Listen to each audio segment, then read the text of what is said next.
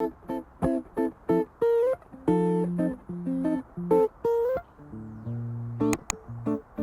everyone, welcome back to my channel, and if you're new, welcome to my channel. And today I will be talking about the top 10 things I've been learning as a beginner networker.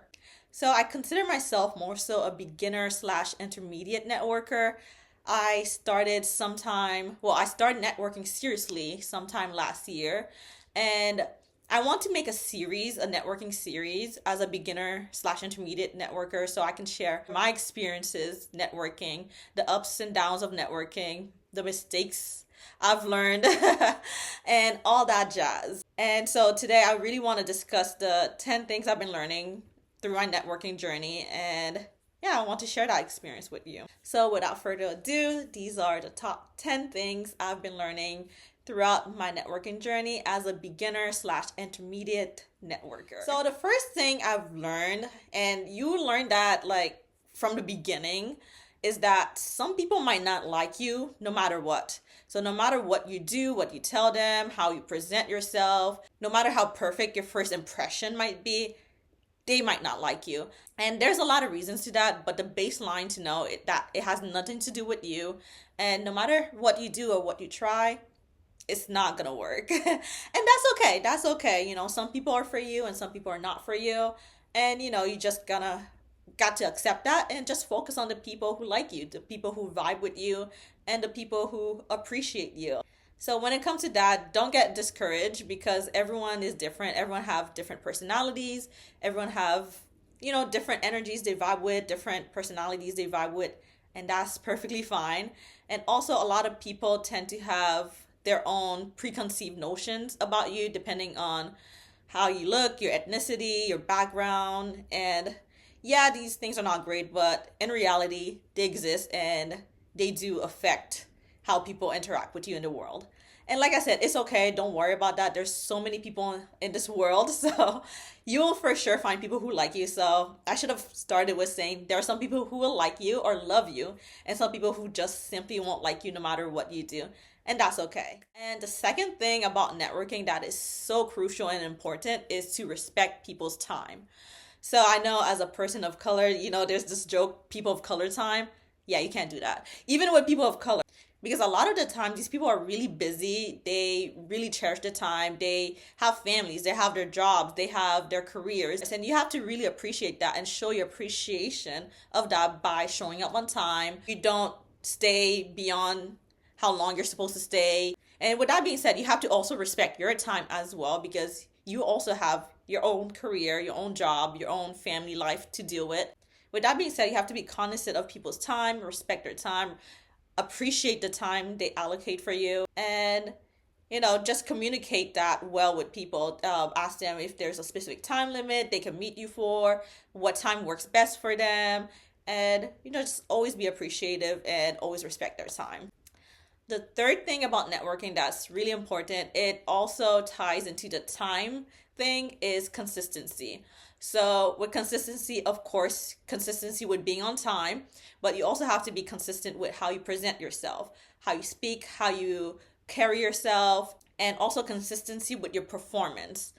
So if you are lazy and one day you have a good performance or you present a good project and then the next day you present a half-ass project, people notice that and people take note of that and they remember you for that. And with being consistent, it also builds a beautiful reputation for you, which is so important in the networking world. And that's how people know who you are. That's how people remember who you are. And with that, just always be consistent with how you present yourself, how you want to present yourself with your time, performance, and everything you do.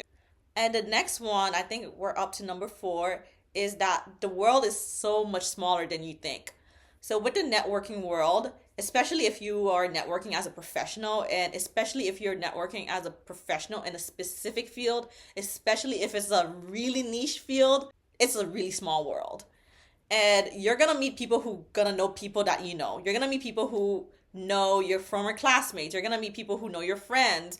And with that, like I said, consistency is so important. Your reputation is so important because word of mouth travels fast, especially if everyone knows each other. It does travel fast. And I live in New York City, And one thing I noticed, like there's some people I would meet at networking events or like different events or whatnot. And these are people that I probably would never meet if it wasn't for the event. However, when I do follow them on social media or LinkedIn or whatnot, we always have mutuals, which is always crazy to me because it always reminds me of how small the world is. There's actually something called the sixth degree of separation, meaning that everyone you think you might know, let's say a celebrity or something, you are separated. Well, you are separated with them by six people, something like that. So like you kind of do know them because the world's so small. So anyone you know who's famous or big, you might have some mutuals with them that you don't even know of. So with that being said, like I said, always be consistent, always be on time, always protect your reputation because everyone knows everyone and word spreads fast. So keep that in mind. So I'm up to number 5, and with number 5, you probably already guessed what it is to protect your reputation like crazy. Your reputation is your money. You know how they say your network is your net worth? Well, your reputation is your net worth. Because with a bad reputation, no one's gonna deal with you. And with everyone knowing everyone and word of mouth being spread, it might be harder for you to advance in your networking journey. Especially if you have specific goals, let's say starting a business or you want to get into a really niche career path. If you have a bad reputation, it might be even harder for you to get there. And also think about the job market, how difficult it is right now and how competitive it is. So they of course will always pick someone with a better reputation over you. So keep that in mind. Always guard your reputation like crazy. And with that, guard your reputation even on your private social media, on your LinkedIn pages, and your personal life. So always present yourself well. And it can be tricky, especially in the age of social media, because things can get out there, go viral, go crazy, and we do not want that. So always keep that in mind. No matter where you go, always remember that I have to present myself well. I have to protect my reputation. So I'll give you an example. So in networking parties or whatnot, if you attend, try not to drink too much, because if you are always the person who consistently gets drunk, that's your reputation. And that might tarnish your reputation, and that might tarnish your chances and opportunities that you might get in the future. So yeah, keep that in mind. And I'm up to number 6. And number 6 is people do not like awkwardness. And that's something I observe a lot at networking events or at conferences and whatsoever, is that people just don't like awkwardness. They just avoid it at all costs, even the most charismatic person. So a lot of times at networking events, you tend to notice that there's some people are just drawn to, and there's some people are just are repelled by. I guess it has to do with people don't like being uncomfortable. And a lot of the times an awkward person can make you feel uncomfortable. And if you're an awkward person, don't be scared or anything like that. You can always learn good social skills. Social skills is always learnable. There are a lot of courses out there. There are a lot of social skill coaches out there. So I really highly recommend you to invest in those skills, because those skills will really take you far in your networking journey. The next thing I've learned about my networking journey, which I kind of wish I've learned beforehand, is that you need money to network. With that being said, I'm not saying you need to be rich to network, but you do need money to network, because a lot of these events, they're not free. And a lot of the times, if you're following up with people, let's say you invite them to coffee or something, that's not free as well. And not only that, the people that you meet at networking events, they're going to invite you to other events as well. They're going to invite you to other parties, other activities, or dinners and whatnot. And you need money for that. Also, considering that I live in New York City, it's an expensive city. So going out all the time, that costs money. So I'll say for your networking journey, always put money on the side so you can go out and whatnot. Like I said, you don't need to be rich. You don't need to spend a lot of money, but always put money on the side. So if they invite you to different activities after the event or in between the events, you always have the money to go. Let's not forget that conferences are expensive. Coaching is expensive. What else? Balls are expensive. Galas are expensive. All these things add up. So if you want to be really bougie with your networking journey, you have to set up a lot of money. But if you're a beginner, I'm not going to say you set up a lot of money for that.